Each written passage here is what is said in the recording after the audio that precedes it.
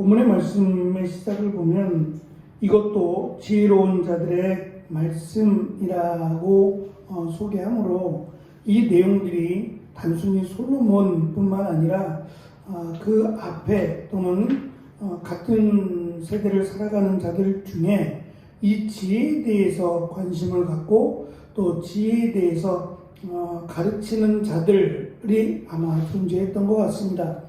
그래서 그들을 통한 교훈의 말씀들을 솔로몬이 정리해서 이것을 교훈의 말로 잠언의 말씀으로 담은 것처럼 보입니다.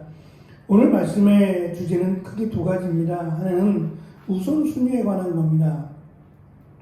무엇이 더 먼저냐, 무엇이 더 급한 일이냐에 대한 우선순위를 정하라는 이야기고, 두 번째는 부지런하라는 얘기입니다. 그래서 게으름에 대한 결과 또는 결말에 대해서 강조하고 있습니다. 먼저 23절에서 26절은 재판을 받는 사람에 따라서 편파적으로 재판하는 것이 옳지 않은 일임을 경고함으로 시작합니다. 재판하는 사람의 입장에서 재판을 받는 사람의 그 지위나 그 사람의 영향력 때문에 판결을 굽게 하거나 심지어 악인에게 옳다하거나 억울한 일을 당한 자를 변호하기보다는 오히려 무시하고 적당한 말로 둘러대는 것은 공의로우신 하나님을 무시하는 것이고 또 백성들에게 저주를 받게 될 것이다 라는 것을 경고합니다. 이 내용과 연결해서 27절이 말씀드린 우선순위에 대해서 가르치는데요. 농경사회가 중심이었던 당시 사회에서 밭간일이라고 하는 밭을 잘 동존하고 일구는 것은 온 가족의 생계와 관련된 일입니다. 농사를 짓지 못하면 식량을 얻을 수 없죠. 오늘날로 설명하면 임금을 받는 직장을 갖는 것에 비교할 수 있습니다. 생계에 관련된 일을 먼저 해놓고 그 다음에 천천히 집을 세우라는 거죠. 순서가 그렇다는 겁니다. 집부터 먼저 세우고 그 다음에 직업을 구하는 것은 순서상 옳지 않다는 겁니다. 다시 말하면 지금 이 재판하는 일이라고 하는 공의를 행하는 일을 함에 있어서 왜 그렇게 판결을 굽게 하거나 아니면 악인에게 옳다고 하는, 그래 심지어는 국민들로부터 백성들로부터 저주를 받는 행동을 하느냐, 우선순위가 잘못됐다는 거예요.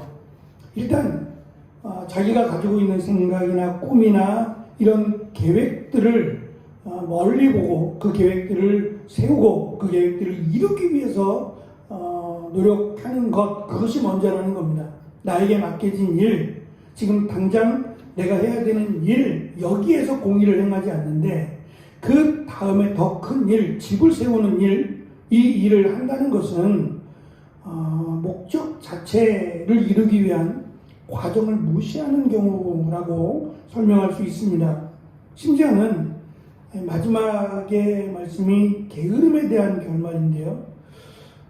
자신 앞에 지혜자가 솔로몬이 지나가다가 보니 이 게으른 자의 밭과 포도원을 보게 되는데 그것 때문에 마음이 심란하고 생각이 깊어졌다는 거예요. 왜냐하면 이 밭과 포도원을 전혀 손대지 않고 방치해 두어서 온갖 잡초와 가시덤불이 무성해서 여기서 무슨 열매를 기대할 수 있겠냐는 거죠.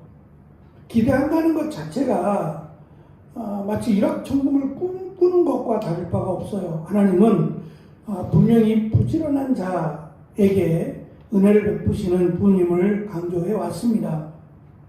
농경사회에서 물론 씨앗만 뿌리고 때에 따라 손질을 하고 돌봐준다라는 것도 있지만 지금처럼 다양한 작물을 키우지 않았어요. 이스라엘 땅 자체가 비옥하지 않습니다.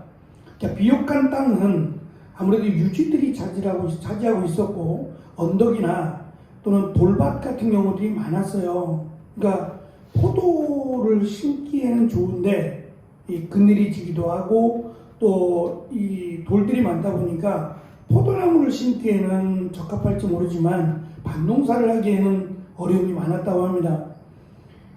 그러니까 이 농사라고 하는 것이 작물이 보이지 않아도, 아직 열매가 보이지 않아도 꾸준히 관심을 가지고 꾸준히 살펴주고 보살펴줘야 하는데, 그것에 대한 관심은 전혀 없고 열매를 거두려고 하는 것과 별반 다를 것이 없다는 거예요. 그러니까 그러한 자들에게는 마치 가난이 강도처럼, 그리고 곤핍이 군사와 같이 닥칠 거라는 거죠.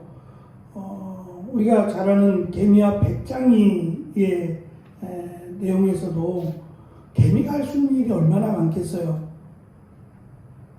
사실 개미보다 훨씬 큰 배짱이의 입장에서는 개미가 하는 일이 자기가 한 시간만 뚝딱 하면 될 일이라고 생각할 수 있어요. 그래서 자신은 놀고 먹으면서 필요할 때 일을 하는 것만으로도 괜찮아 라고 생각했을 겁니다. 그러나 쉬지 않고 일하는 개미는 예상치 못한 일이 닥쳤을 때 그것을 피할 수 있고 또 그것을 이겨낼 수 있는 시간을 벌게 되죠.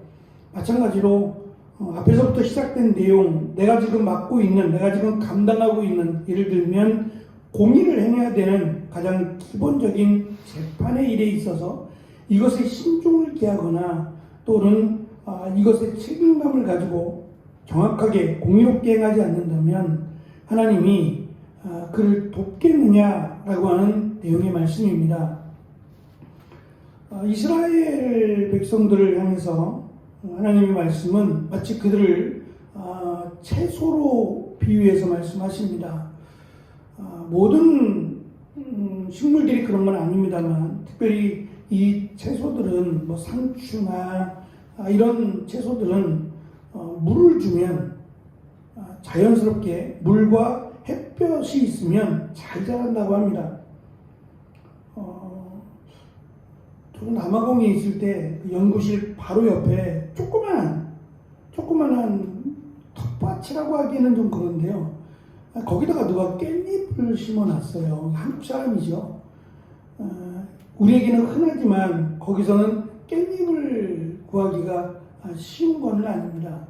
그래서 그런 건지 한국 갔다 오시면서 깻잎 씨를 따로 팔잖아요. 그것을 갖다가 심었는데 이게 얼마나 잘 자라는지요. 거의 호박잎만하게 조금 이렇게 좀 과장해서 설명하면 거짓말 안 보태고 작은 호박잎만 합니다. 너무 억세요. 그만큼 일조량 햇볕이 좋기 때문이기도 하고 또 나름 땅이 좋은가 봐요. 그러니까 이 깻잎을 따도 늘 풍성해요. 그러니까 참 아이러니하게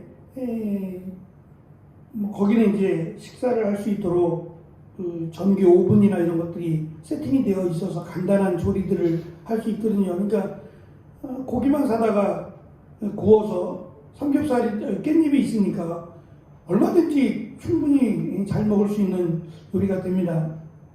한 번은 제가 저는 2층에서 이제 공부를 했는데 1층에 내려와서 마당에서 이렇게 거닐다가 늘 깻잎을 따먹는 게 미안해서 깻잎에다 물을 좀 주겠다고 나름은 제가 그래도 그냥 빈둥빈둥 이렇게 쉬는 것보다는 깻잎에 물을 주는 게 낫지 않겠나 라고 생각하고 물을 좀 흠뻑 줬어요. 흠뻑 줬더니 나중에 이제 요거를 심었던 분인지는 모르겠어요. 목사님이 오늘 저기 깻잎에 물 준 사람이 누구냐고. 그래서 또 저는 이제 칭찬을 받을까 해서 아우 제가 물을 줬습니다 했더니 막 웃더라고요. 웃으면서 농사 져본 적 없죠. 그래서 뭔가 느낌이 좀 쎄해서 이실직고를 했죠. 네 맞습니다 그랬더니 낮에 물 주는 사람이 어딨냐고. 낮에 물 주면 다 죽는다는 거예요. 저는 낮에 물 주는 게 좋다고 생각을 한 거죠. 얼마나 갈증이 심하겠어요 낮에. 그래서 낮에 물을 흠뻑 주고서는 잘했다. 그래도 깻잎 따먹는 값은 했다라고 생각했는데 그게 아니라 이른 새벽에 물을 주거나 하는 거지, 낮에 물을 주면 이 깻잎이 썩는다는 거예요. 나름 또 뭔가 좀 잘했다라고 생각했는데, 모르고 한 일이니까 그렇지만, 정말 깻잎이 다 죽어버리면 그것에 대해서 고마워하는 사람들에게 너무 미안한 일이 되었을 겁니다. 마찬가지로 그렇게 쉬운 일은 아닙니다만, 또 한편으로는 정말 물만 주면, 따로 비료를 주거나 그러는 게 아니었거든요. 정말 물만 주고 햇볕만 잘 내리쬐면 정말 풍성하게 잘 자라더라고요. 마치 이스라엘 백성들을 하나님께서 그렇게 인도하시는 것은 하나님이 자연을 통해서 너희들을 충분히 도울 것이다 라고 하는 것이 전제되어 있어요.